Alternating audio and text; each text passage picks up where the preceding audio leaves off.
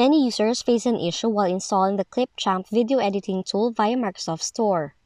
If you're also facing the same problem, don't fret, as we will show you the possible solutions to fix the application installation issue. Now, the first thing you have to do is to completely close and relaunch the Microsoft Store. Do that by opening Apps and Features, find Microsoft Store, click More Options, choose Advanced Options, scroll down, and click on the Terminate option. Now, this will end all the Microsoft process and then close the application. Once you're done doing that, you have to restart the application as well.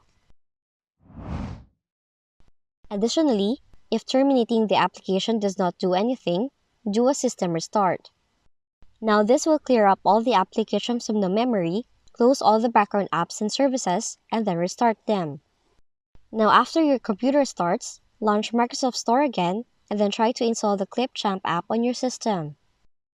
So for your last resort, set the correct time, date, and region.